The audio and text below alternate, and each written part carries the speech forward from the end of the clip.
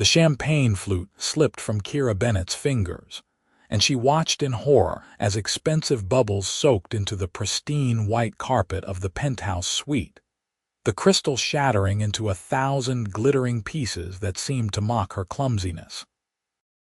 "This is a mistake," she whispered, dropping to her knees to gather the shards with trembling hands, acutely aware that the man standing just feet away owned half the real estate in Manhattan and probably expected better from the catering staff his event planner had hired. Theodore Ashford watched the young woman crouch on his floor, her dark hair falling forward to hide what he suspected was a mortified expression. He set down his own glass and moved closer, his 6'3" frame casting a shadow across her hurried movements. "Stop," he said firmly, his deep voice cutting through her frantic whispers of apology. "You'll cut yourself." Kira froze, her green eyes lifting to meet his gaze for the first time that evening.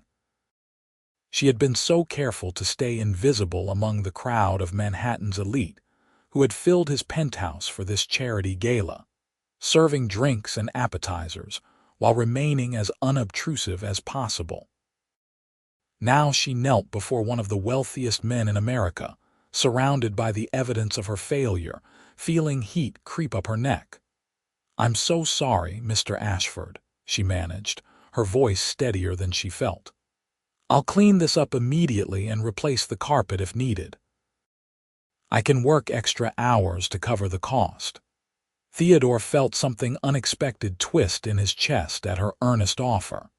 He had heard countless apologies in his 32 years, most of them empty words from people who never faced real consequences. This woman genuinely seemed distressed, and her immediate acceptance of responsibility struck him as refreshingly honest in a world where everyone tried to shift blame.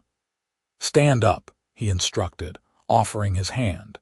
When she hesitated, he added more gently, "Please." Kira placed her palm against his, feeling the calluses there that surprised her. Billionaires were supposed to have soft hands, weren't they? His grip was warm and solid as he pulled her to her feet with easy strength. She found herself standing closer to him than appropriate, close enough to see the gray threading through his dark hair at his temples, and the tired lines around his brown eyes that suggested he worked far too many hours despite his wealth. "What's your name?" Theodore asked, still holding her hand longer than necessary. "Kira Bennett," she answered, finally pulling her fingers free and clasping them behind her back to hide their trembling. "I work for Elite Events Catering. This is my first high-profile event, and I've clearly made a terrible impression." "You've made an impression," he agreed, and something in his tone made her look up sharply. Was he amused? But not a terrible one. Accidents happen. That carpet has survived worse. Before Kira could respond, his head of security appeared with a cleaning crew, efficiently removing the broken glass and damaged section of carpet with practiced ease.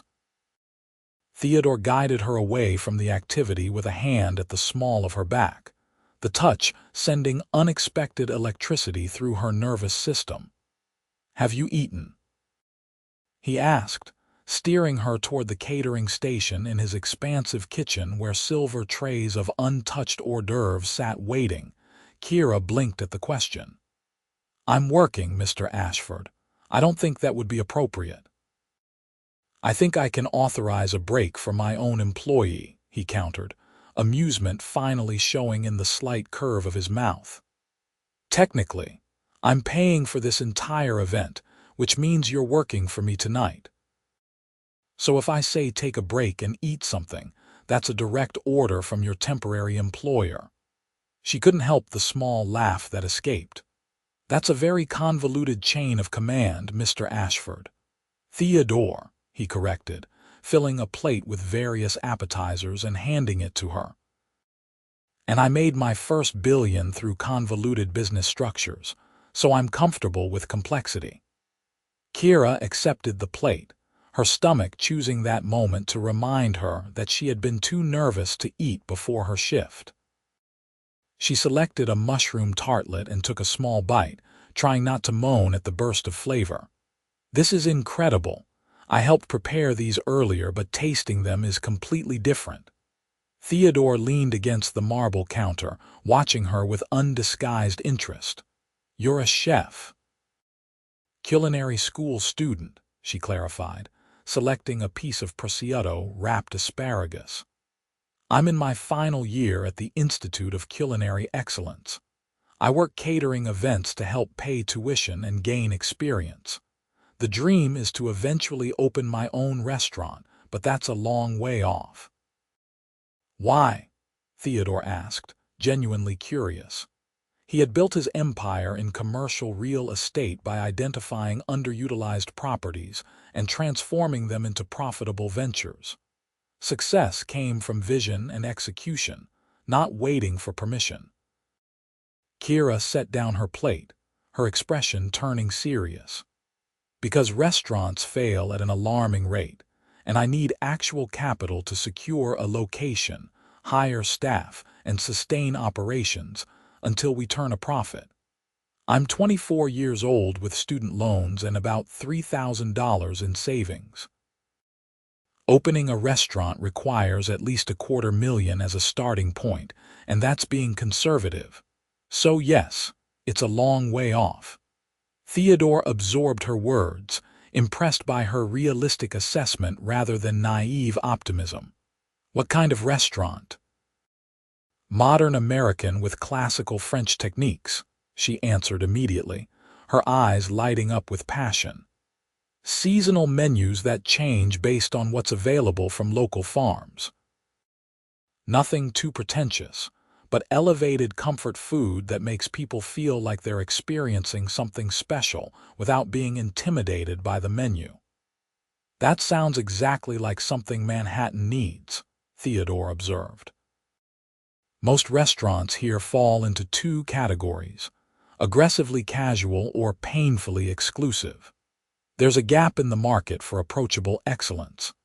Kira felt her heart rate accelerate at his assessment because he was absolutely right, and having someone understand her vision felt intoxicating. "Exactly. Food should be an experience that brings joy, not anxiety about using the wrong fork." Their conversation was interrupted by Theodore's assistant, a sharp-eyed woman named Margaret who had worked with him for a decade. "Mr. Ashford, the mayor is requesting a few minutes of your time. And several board members are waiting to discuss the Thompson acquisition." Theodore straightened, his expression shifting back to business. "Tell them I'll be there shortly." He turned to Kira, pulling a card from his pocket and pressing it into her palm. "I want to continue this conversation. Call me tomorrow." Kira stared at the heavy cardstock with his private number embossed in simple black text. "Mr. Ashford, I appreciate your kindness tonight, but I'm sure you're very busy and don't actually want random catering staff calling you." "I never give my personal number to people I don't want to hear from," Theodore said firmly, his eyes holding hers with an intensity that made her breath catch. "And I'm quite certain I want to hear from you, Kira Bennett, tomorrow." He walked away before she could protest further, his tall frame moving through the crowd with easy confidence as people parted to let him pass. Kira stood in his kitchen, holding his card and feeling like her entire world had tilted on its axis. The next morning, Kira sat in the tiny apartment she shared with two roommates, staring at Theodore's business card on her scratched coffee table. Sunlight streamed through the window, illuminating the cheap furniture and mismatched dishes that defined her current reality. Calling him seemed absurd. What could a billionaire real estate developer possibly want with a culinary student beyond a momentary diversion? But his eyes had been so direct, so genuinely interested when she talked about her restaurant dreams. And she couldn't deny the attraction she felt, the way her skin had tingled when he touched her back, the the warmth that spread through her chest when he smiled. She picked up her phone and dialed before she could talk herself out of it. Theodore answered on the second ring. "Kira." "How did you know it was me?" she asked, then felt foolish. "Right, you probably have caller ID." "I've been waiting for your call," he said, and she could hear the smile in his voice. "Are you free for lunch?" "I have class until 2, she hedged, her practical side warring with the part of her that wanted to say yes to anything he suggested. "Dinner then. I'll pick you up at 7. Text me your address." "Theodore, I don't think." "Are you involved with someone?" he interrupted. "No, but neither am I. So we're two single adults who enjoyed talking last night. Dinner is a natural next step, unless you didn't enjoy our conversation." Kira exhaled slowly, feeling cornered by his logic. "I did enjoy it, very much." "Then text me your address." "I promise to return you home safely and be a perfect gentleman." After she hung up, Kira sent him her address and immediately regretted it when she looked around her shabby apartment building. Theodore Ashford lived in a penthouse worth more than she would earn in several lifetimes. What would he think of her cramped studio in a questionable neighborhood? At precisely 7 o'clock, Kira waited on the street outside her building, wearing the only dress she owned that seemed appropriate for dinner with a billionaire. It was a simple black sheath she had found at a consignment shop, paired with her one good pair of heels. When Theodore's sleek black car pulled up, he emerged from the driver's side, and she felt her concerns about clothing evaporate at the sight of him. He wore charcoal pants and a white shirt with the sleeves rolled up his forearms, looking somehow more devastating in casual attire than he had in his tuxedo. His eyes swept over her appreciatively, making heat pool in her stomach. "You look beautiful," Theodore said, opening the passenger door for her. "You're driving yourself?" Kira asked as she slid into the leather seat, having assumed he would have a driver. "I prefer it when I'm not working," he explained, closing her door and rounding the car. "Gives me a sense of control and privacy." They drove through Manhattan as evening painted the city in shades of amber and gold. Theodore navigated the traffic with casual expertise, asking her about culinary school and listening with genuine interest as she described the techniques she was learning and the challenges of her program. "My instructors are brilliant but demanding," Kira explained, watching the city slide past her window. "Chef Morrison made a student redo a béarnaise sauce 7 times last week because the emulsion wasn't perfect. It seems excessive, but I understand. Excellence requires that kind of attention to detail." "I built my career on details," Theodore agreed, glancing at her with approval.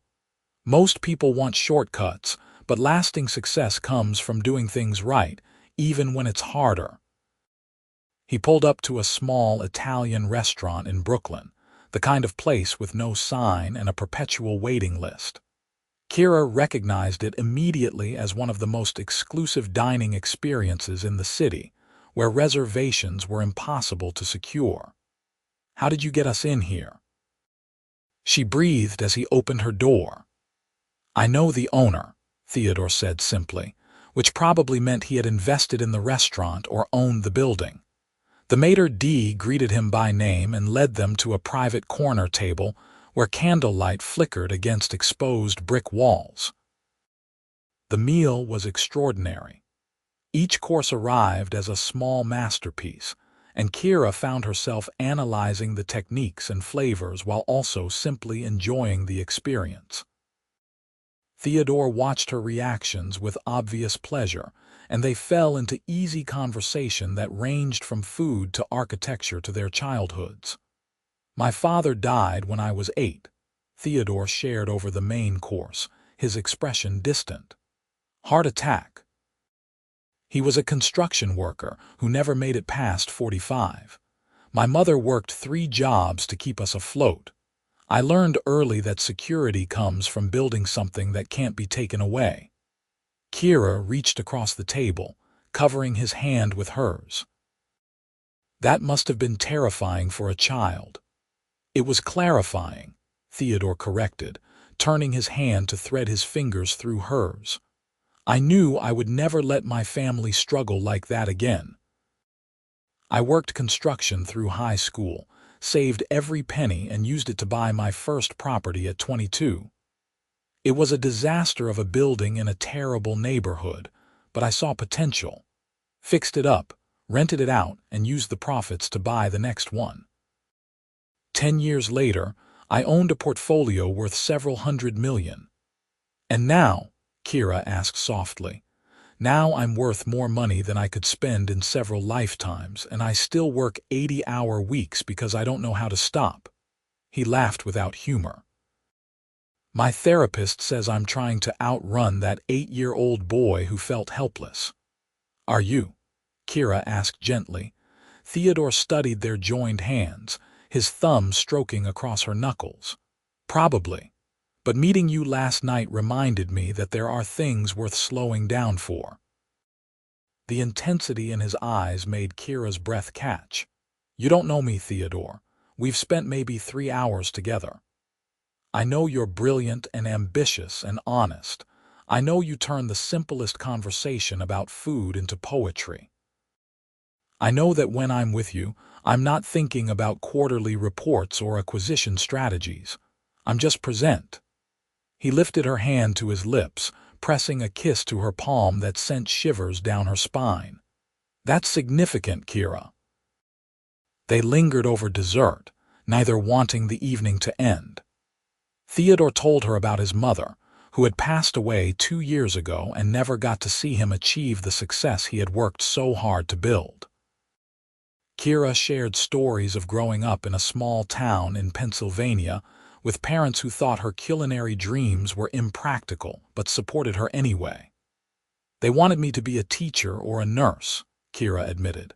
Something stable and predictable.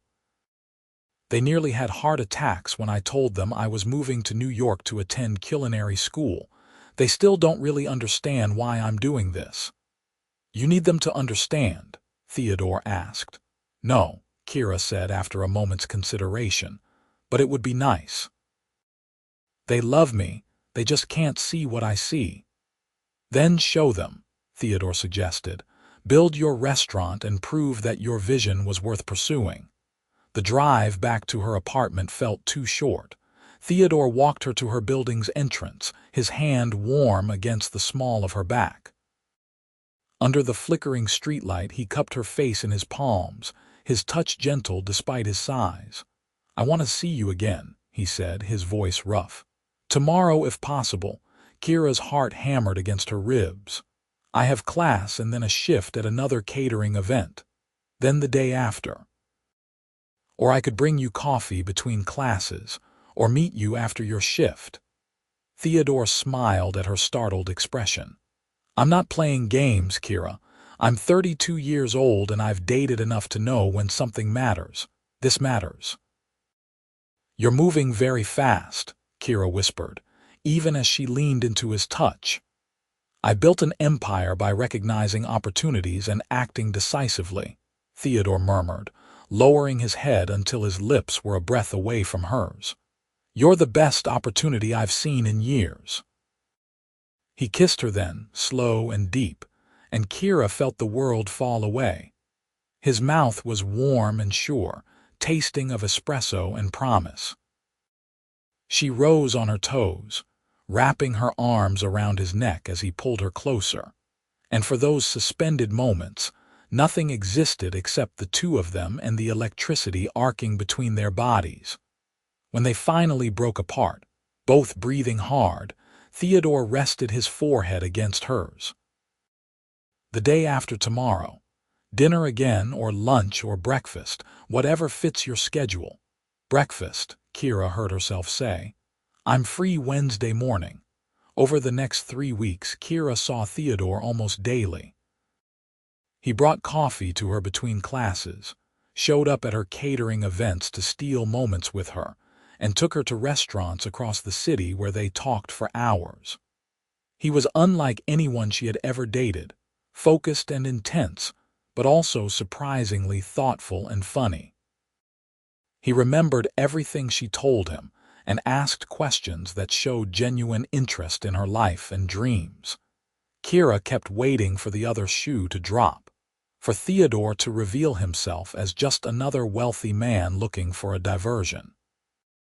But he continued to surprise her with his honesty, and the way he treated her as an equal despite their vastly different circumstances. He asked her opinion on everything from business decisions to which tie to wear to meetings, and he actually listened to her answers. "Come to the Hamptons with me this weekend," Theodore said one evening as they walked through Central Park after dinner. "My house there is empty most of the year, and the weather is supposed to be perfect. We could actually relax for once instead of stealing hours between your schedule." Kira hesitated, knowing that a weekend away meant their relationship would shift into new territory. They had kissed dozens of times now, heated embraces that left her wanting more, but Theodore had been surprisingly restrained about pushing for more physical intimacy. "I don't want to pressure you," Theodore added quickly, reading her silence. "Separate bedrooms if you prefer. I just want uninterrupted time with you." "I want that too," Kira admitted. "Yes, let's go." The house in the Hamptons turned out to be a sprawling beachfront estate with floor-to-ceiling windows overlooking the Atlantic. Kira stood in the living room Friday evening, watching waves crash against the sand while Theodore built a fire in the massive stone fireplace. "This is incredible," she said softly. "Do you ever actually use it?" "I haven't been here in almost 2 years," Theodore admitted, joining her at the window. "I bought it thinking I would take time off, but I never did. Until now." They cooked dinner together in his state-of-the-art kitchen, Kira directing operations while Theodore followed her instructions with endearing concentration. He was hopeless with a knife but excellent at taking orders, and they laughed as she corrected his technique for chopping vegetables. "I'm a billionaire and you're making me julienne carrots," Theodore complained without heat, struggling with the precise cuts. "Everyone should know basic knife skills," Kira countered, standing behind him and guiding his hands. "Even billionaires need to eat." "I have a personal chef," Theodore pointed out, but he was grinning. "Who clearly hasn't taught you anything," Kira teased, pressing closer to adjust his grip on the knife. She felt his body tense at her proximity, his breathing changing. Theodore set down the knife and turned in her arms, his hands settling on her hips. "You're distracting me." "Am I?" Kira asked innocently, rising on her toes to brush her lips against his jaw. He made a low sound in his throat and lifted her onto the counter, stepping between her legs. "Kira," he said, his voice strained. "I'm trying very hard to be a gentleman here." "Maybe I don't want you to be a gentleman," she whispered, wrapping her legs around his waist and pulling him closer. Theodore captured her mouth in a kiss that was nothing like the restrained embraces they had shared before. This was hungry and demanding, his hands sliding into her hair as he angled her head for deeper access. Kira matched his intensity, her fingers working the buttons of his shirt until she could feel the warm skin and solid muscle beneath. They barely made it to his bedroom, leaving a trail of clothing across the house. Theodore was careful despite his obvious need, checking in with her between kisses, making sure she wanted this. Kira answered by pulling him down onto the massive bed, her body arching into his as they finally came together. Afterward, they lay tangled in his sheets while moonlight spilled across the floor and the ocean provided a rhythmic soundtrack. Theodore held her close, his fingers tracing idle patterns on her shoulder. "Stay here," he said quietly. "Move in with me." Kira lifted her head, studying his face in the darkness. "Theodore, we've known each other less than a month." "I don't care about arbitrary timelines," Theodore argued, his hand cupping her cheek. I know what I feel. I know I want to wake up with you every morning and come home to you every evening. I know that building this thing between us is more important than any deal I'm working on. I have 6 months left of culinary school, Kira reminded him gently. And I'm not going to quit. I'm not asking you to quit, Theodore said firmly. Move into my penthouse. I'll hire a car service to take you to classes and your catering jobs. Keep pursuing your dream, just do it from my home instead of that apartment where the heat barely works and you share a bathroom with 4 other people. Kira wanted to say yes so badly it scared her, but accepting his offer felt like losing her independence, becoming the kind of woman who let a wealthy man take care of her. I need to think about it. Then think about it, Theodore agreed, pulling her back into his arms. But know that I'm serious. I want you with me, Kira, in every way that matters. They spent the weekend cooking together, walking on the beach, and talking about everything and nothing. Theodore was surprisingly easy to be around, dropping the intensity he carried in the business world and just existing with her. Kira found herself falling harder with every hour, terrified by the speed of her feelings but unable to slow down. On Sunday afternoon, as they were packing to return to the city, Kira's phone rang with her mother's number. She answered while Theodore loaded their bags into his car, stepping onto the deck for privacy. Hi, Mom. Kira, honey. I hate to bother you, but your father had a fall at work. He's okay, but he broke his arm and the medical bills are piling up. Insurance will cover most of it, but the deductible and lost wages while he recovers are going to be tight. I don't suppose you could help out a bit. Guilt crashed over Kira. Her parents had supported her decision to move to New York even when they disagreed with it, helping with expenses when they could barely afford their own bills. Of course, I can send you some money from my savings. It's not much, but it should help with the deductible. After hanging up, Kira leaned against the railing and fought back tears. Her modest savings would be wiped out, pushing her restaurant dreams even further into the future. But family came first always. What's wrong? Theodore appeared beside her, his hand warm on her lower back. Nothing serious, Kira said, forcing a smile. My dad had an accident at work. I'm just going to help them out with some expenses. Theodore studied her face, seeing through her minimization. How much do they need? Theodore, no, Kira said immediately, recognizing where he was going. I'm not asking you for money. I'm not offering because you asked, Theodore countered. I'm offering because I care about you and what affects you affects me. Let me help. I can't, Kira insisted, her voice thick with emotion. I can't be that woman who lets her wealthy boyfriend solve all her problems. I need to handle this myself. Why? Theodore challenged, his expression intense. Why does accepting help make you weak? Your parents helped you move to New York, right? Did that make you less capable or ambitious? That's different. It's exactly the same, Theodore argued. People who care about each other help when they can. I have resources that could make a real difference for your family. Let me use them. Kira shook her head, tears finally spilling over. You don't understand. Everyone already thinks I'm with you for your money. If I start accepting expensive gifts and financial help, I prove them right. Theodore went very still. Who thinks that? My roommates, some people at school, probably half of Manhattan, Kira said bitterly.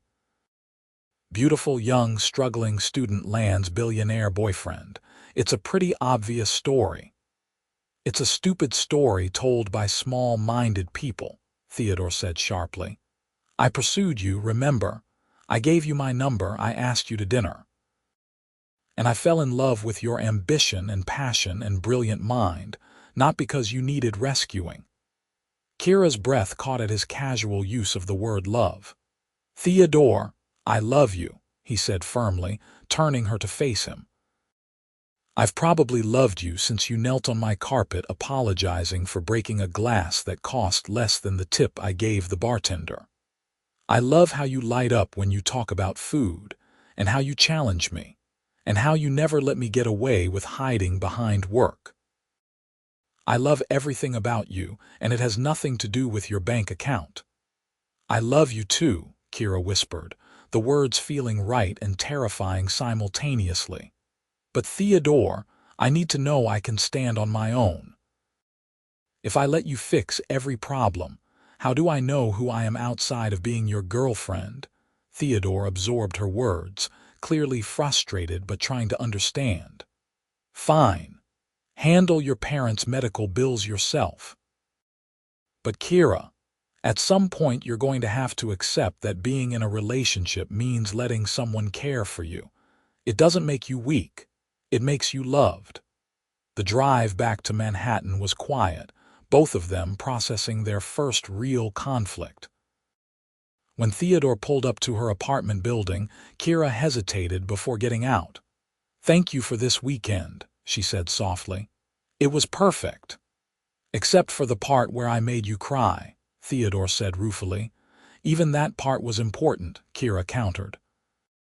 "We needed to have that conversation." Theodore caught her hand before she could leave. "Move in with me.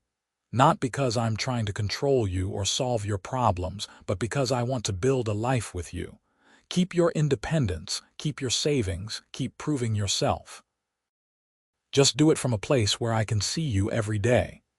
Kira squeezed his hand, her heart full despite the complications. "Let me finish this semester. 3 more months, then we can talk about it." 3 months, Theodore agreed.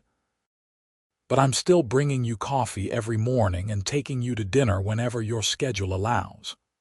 "I wouldn't expect anything less," Kira said, smiling as she leaned in for a kiss.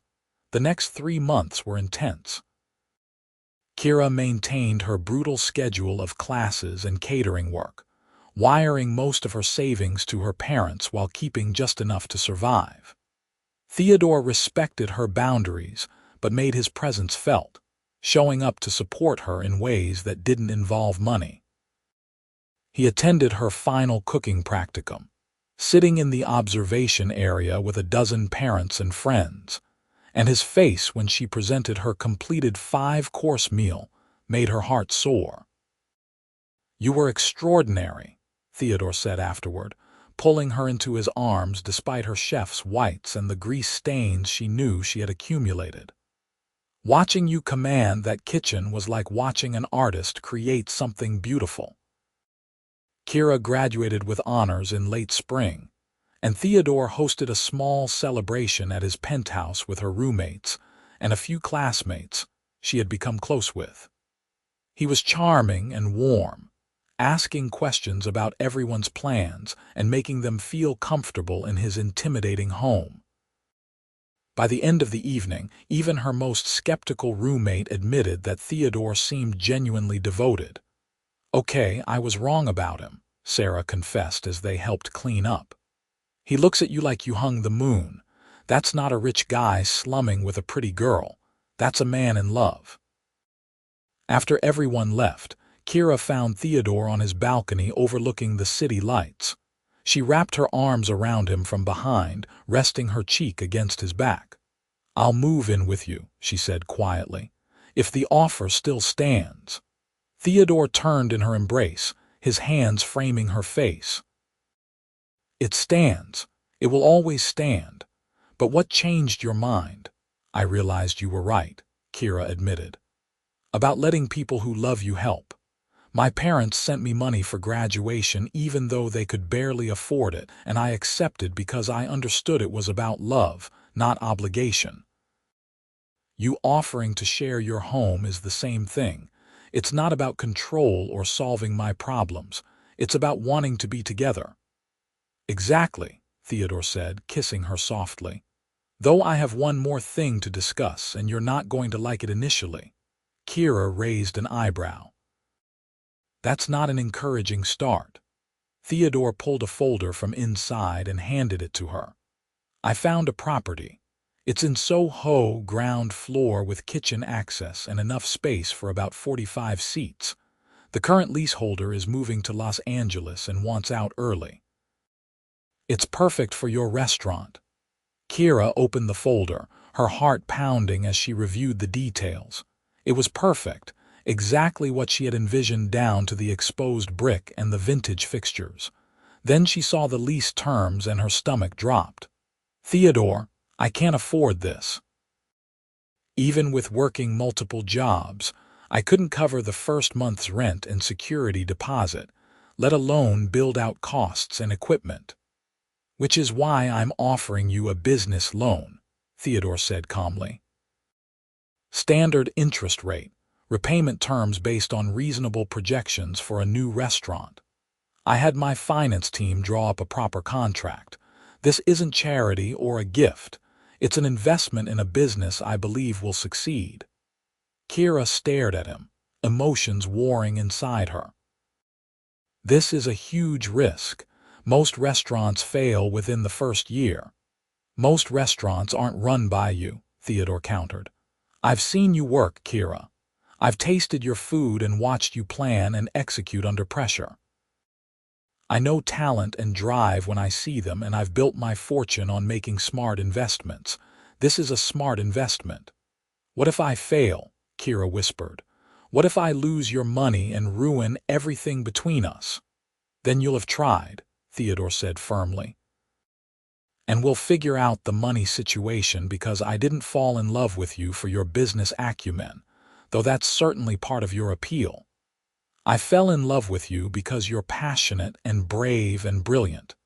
If the restaurant doesn't work, we'll deal with it together. But you'll never know unless you try. Kira looked at the folder again, seeing her dreams laid out in concrete terms for the first time. Fear and excitement tangled in her chest, making it hard to breathe. I need one condition added to the contract. Name it. If the restaurant succeeds, if I can pay you back the full amount with interest, then you have to let me do it without argument, Kira said. No forgiveness of debt, no renegotiating terms. I want to prove I can build something on my own merit. Theodore smiled, pulling her close. Done. Though I reserve the right to be insufferably proud when you succeed. When I succeed, Kira echoed. When, Theodore confirmed. Not if. I have complete faith in you. The next year was the hardest of Kira's life. She poured everything into transforming the empty space into her vision, working 18-hour days while Theodore supported her from the sidelines. He offered advice when asked, but never tried to take over, understanding that she needed to prove herself. There were moments of doubt when equipment broke or suppliers fell through, or the health inspector required expensive modifications, but Theodore remained steadfast in his belief in her abilities.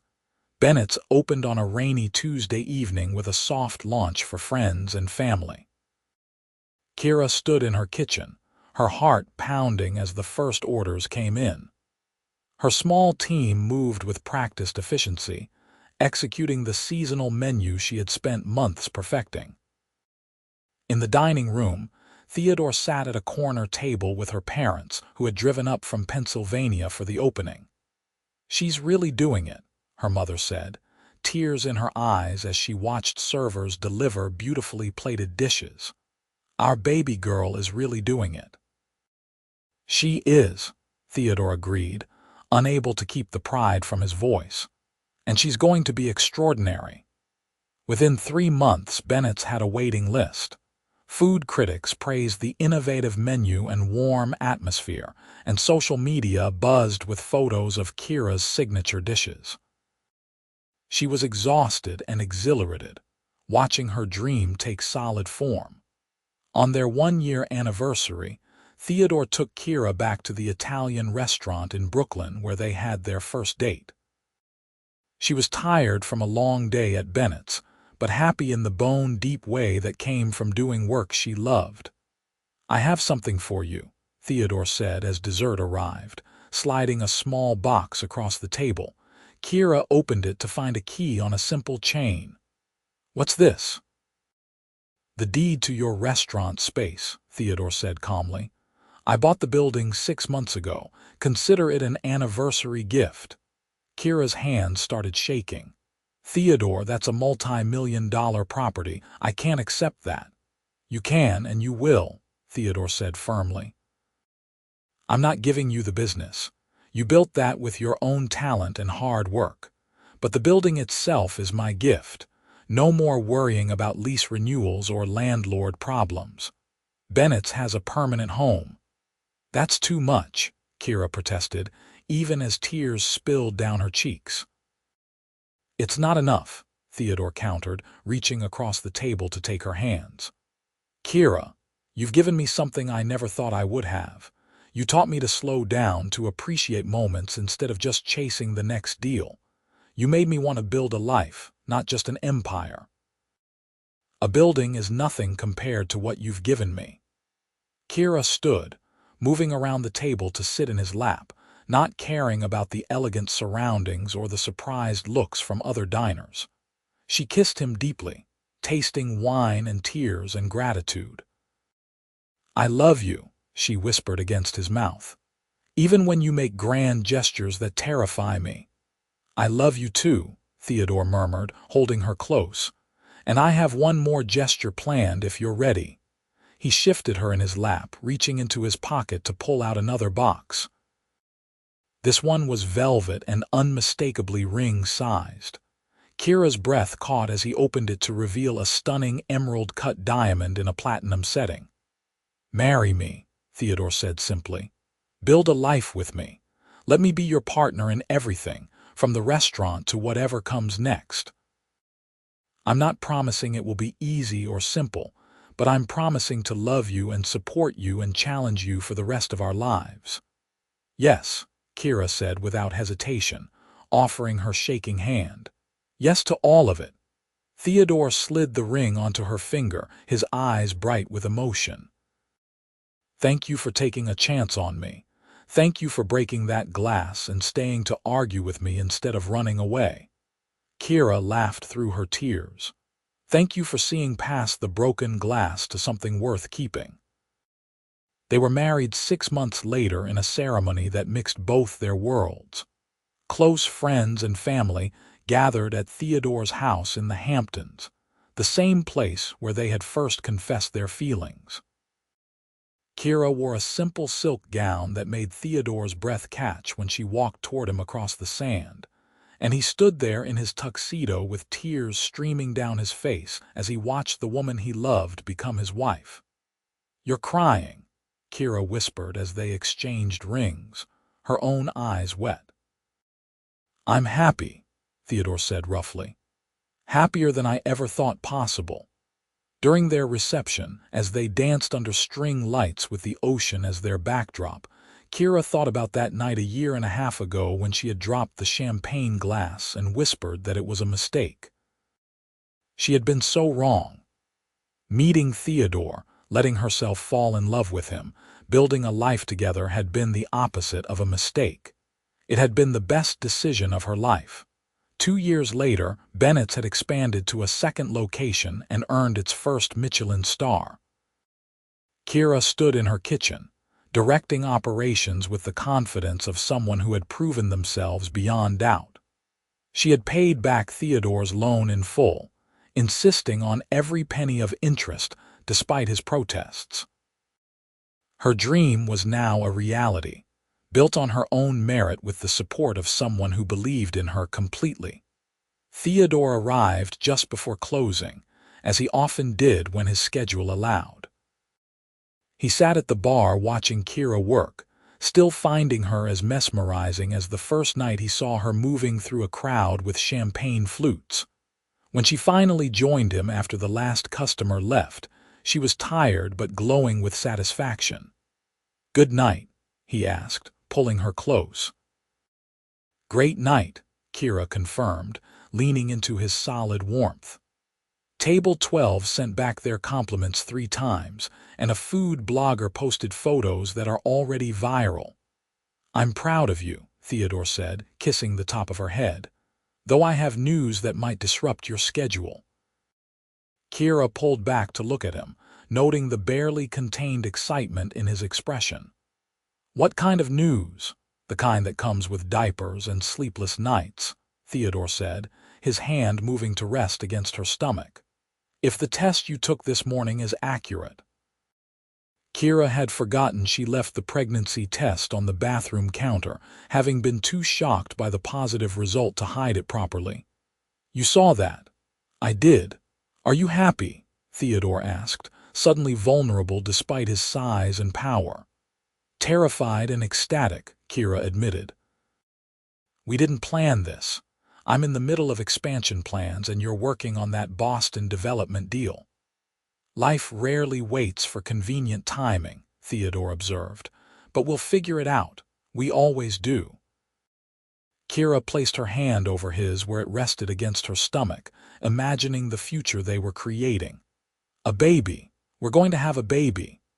"We are," Theodore confirmed, pulling her into a kiss that tasted like promise and joy. "And they're going to have your talent and stubbornness." "And your intensity and determination," Kira added. "Poor kid doesn't stand a chance." They laughed together, holding each other in the quiet restaurant that represented everything they had built. Kira thought again about that whispered mistake, about how wrong she had been to doubt the magic of that first meeting. Theodore had become her partner in every sense, supporting her dreams while pushing her to be better, loving her fierce independence while offering shelter when she needed it. 7 months later, Kira delivered a healthy baby girl they named Emma.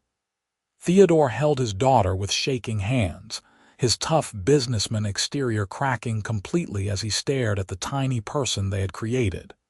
"She's perfect," he whispered, tears streaming down his face. "She's absolutely perfect." Kira watched her husband cradle their daughter, her heart so full it hurt. This was her family, built on a foundation of mutual respect and passionate love. This was the life she had stumbled into when she dropped that champagne glass and whispered that it was a mistake. "Best mistake ever," she murmured, making Theodore look up with a questioning expression. "What was?" he asked, breaking that glass. "Meeting you, all of it," Kira explained, reaching out to touch Emma's tiny hand.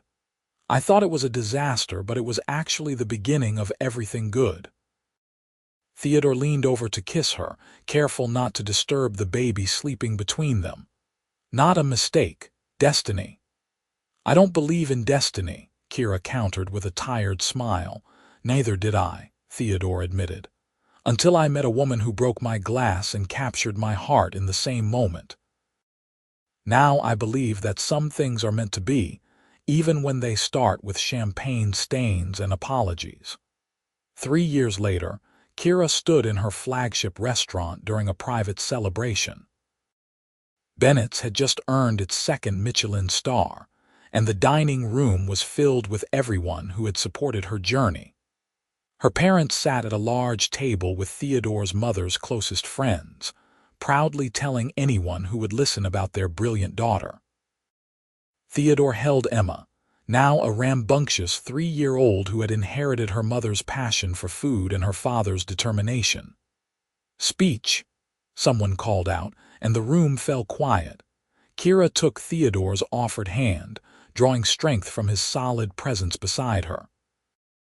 5 years ago, I was a culinary student working a catering event, terrified of making mistakes.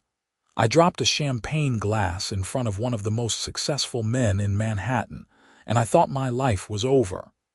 She smiled at the laughter this generated. "Instead, it was just beginning."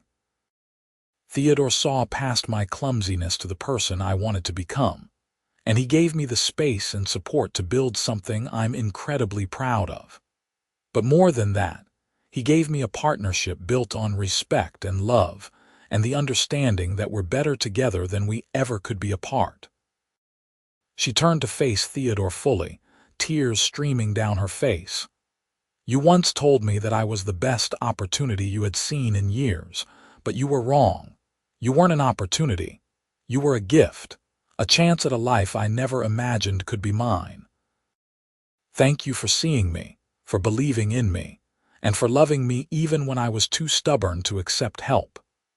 Theodore handed Emma to her grandfather and pulled Kira into his arms, kissing her deeply while their friends and family applauded.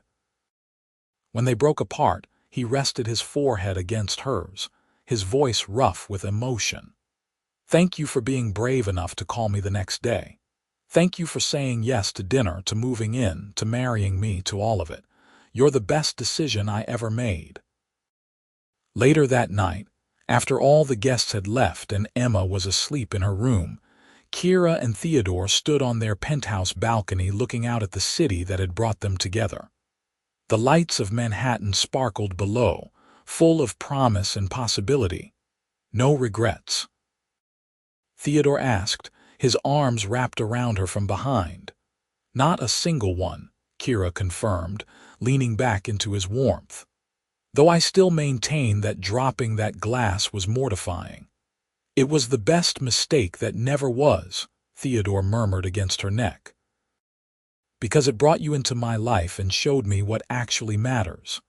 Kira turned in his arms, rising on her toes to kiss him slowly. "I love you, Theodore Ashford, my partner, my love, my favorite mistake." "I love you too, Kira Bennett Ashford," he replied, holding her close as the city sparkled around them. "My chef, my wife, my greatest success." They stood together under the stars, two people who had found each other through broken glass and whispered fears, who had built something extraordinary from what seemed like a disaster. Their love story had started with a mistake that wasn't really a mistake at all, and it had grown into something beautiful and lasting, exactly as it was always meant to be.